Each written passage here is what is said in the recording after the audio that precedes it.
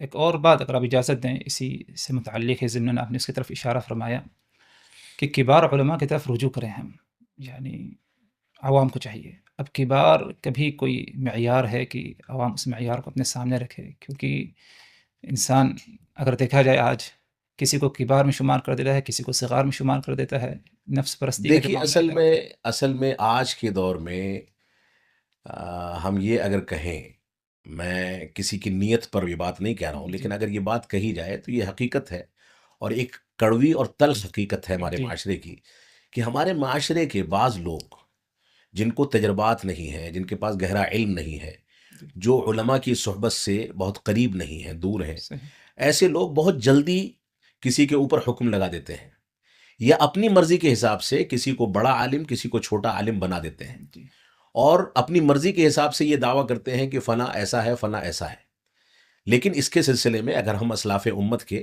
معیار کو ٹٹولیں گے، جی اور علماء نے جو معیار قائم کیا ہے، کتابیں علماء حق کے اوصاف ہیں، اور اسی طریقے سے جو دعات ہیں ان کی صفت کیا ہونی چاہیے، اس پر مبنی علماء نے جو کتابیں لکھی ہیں جی اور ان میں اوصاف جمع کیے گئے ہیں، ان اوصاف کو سامنے رکھتے ہوئے ہم علماء کی پرکھ کر سکتے ہیں۔ اور اس میں کوئی دو رائے نہیں کہ اگر انسان نفس پرستی کو کنارے کر دے، جی اپنے مزاج کو اور اپنے شوق کو کنارے کر دے، جی صرف حق کی پیروی کے لیے، اللہ کی رضامندی کے لیے مخلص ہو مخلص ہو کر کے یہ تلاش کرے کہ کبار علماء کون ہیں، تو میں نہیں سمجھتا کہ دنیا میں کبھی بھی کوئی ایسا دور رہا ہو جب کبار علماء کی ایک بڑی تعداد مسلمانوں کے درمیان نہ پائی جاتی ہو۔ جی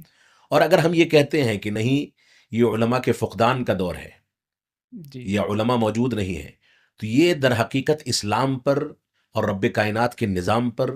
اور انبیاء کے وارثین پر تہمت ہے۔ صحیح دور کے بدلنے کے ساتھ علماء کے معیار میں کمزوری یا مضبوطی آتی رہے گی، اتار چڑھاؤ بنا رہے گا،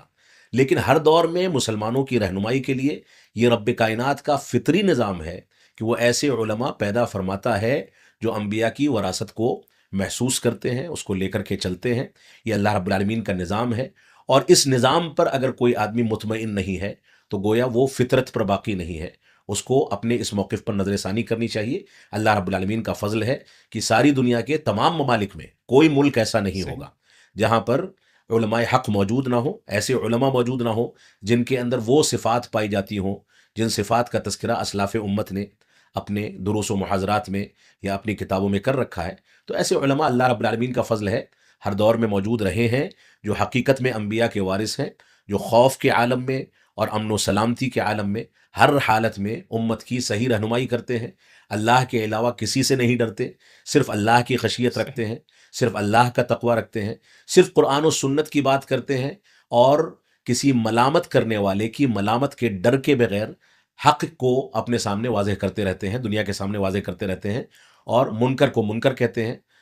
معروف کو معروف کہتے ہیں، حق کو واضح کرتے ہیں، اور جو چیزیں باطل ہیں اس کا انکار کرتے رہتے ہیں۔ ایسے علماء اللہ کا فضل ہے ہر دور میں موجود ہیں۔ عملی لحاظ سے کسی عالم کے اندر کوئی کمی ہو سکتی ہے، جی لیکن اگر اس کے یہاں یہ صفات غالب ہیں تو ہم اس سے خیر کی امید رکھتے ہیں، اور یہی امید رکھتے ہیں کہ اللہ رب العالمین نے اس کو اپنے دین کی دعوت و تبلیغ کے لیے منتخب فرمایا ہے۔ جی جزاک اللہ خیر۔